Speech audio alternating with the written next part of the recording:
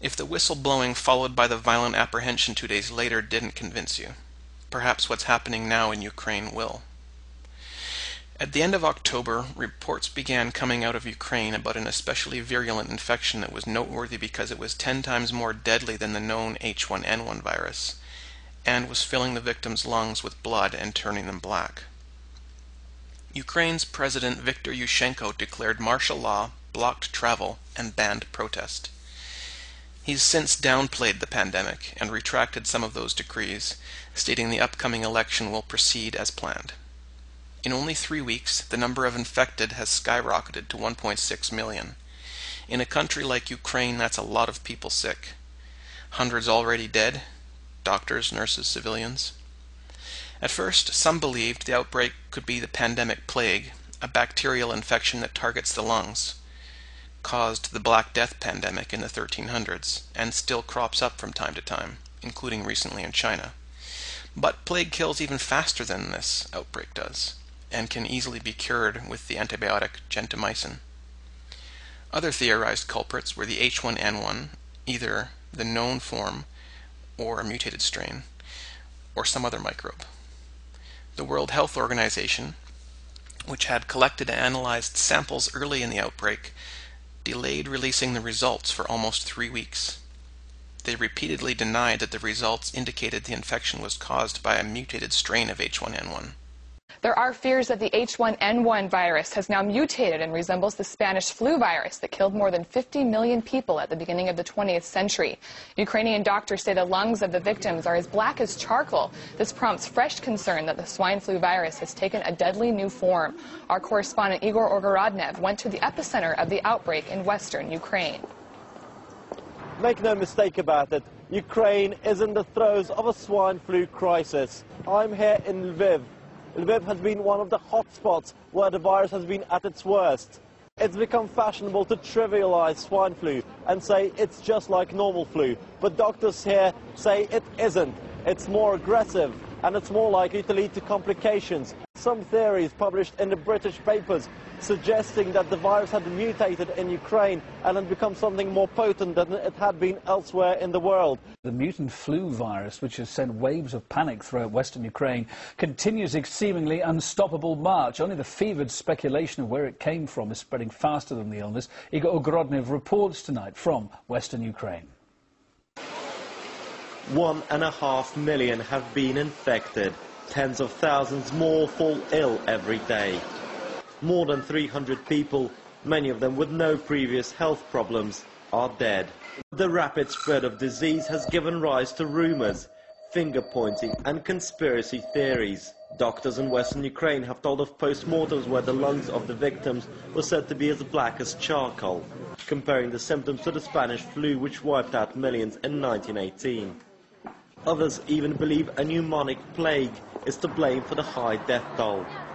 Another theory causing a frenzy on the internet links the outbreak to deliberate mass spraying of chemicals by planes over Kiev. Local newspapers reported hundreds of eyewitness accounts suggesting this. And then there are those who claim the epidemic was engineered by pharmaceutical companies. This may be a mutation of H1N1. Autopsies being performed are showing that the victims' lungs are pitch black. The DNA of a woman who died of the 1918 pandemic was recovered from her corpse. The DNA was used to recreate this virus. The World Health Organization denies that this is anything but ordinary swine flu.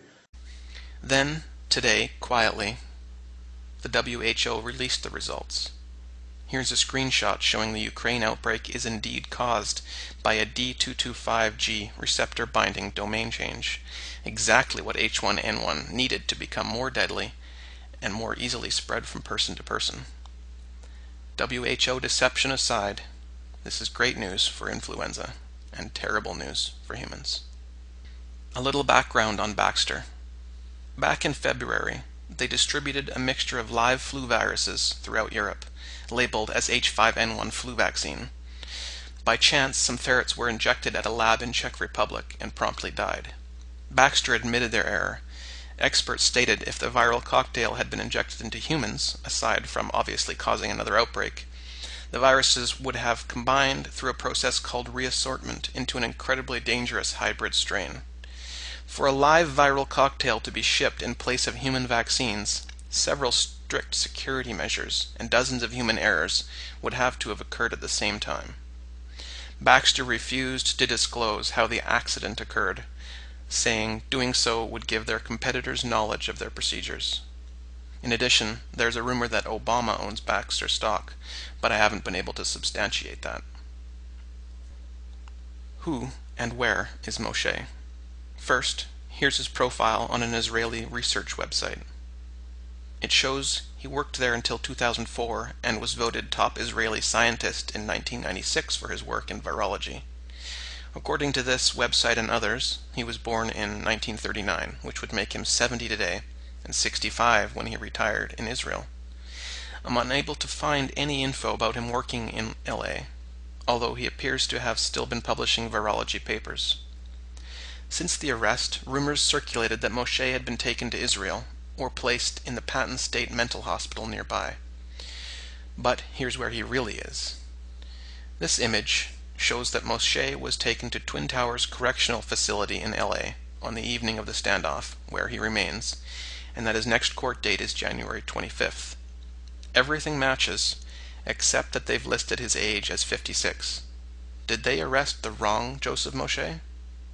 Some things aren't yet clear, and more research is needed, but here's some solid facts. A virologist named Joseph Moshe worked in Israel until 2004. A man with similar appearance and the same name was dramatically arrested and jailed in Los Angeles in August. A radio show host then announced a man with the same name and background had told him Baxter would release a mutated H1N1 strain in Ukraine in late October. An outbreak began in Ukraine in late October and has now been confirmed as a mutated H1N1 strain. It now seems poised to spread through Europe and Asia. The mainstream media is completely silent about both the Westwood standoff, the Ukrainian outbreak, and any potential connection between the two. Once again, to mutate this video so it can spread virally, please rate it, comment, and subscribe. Thank you.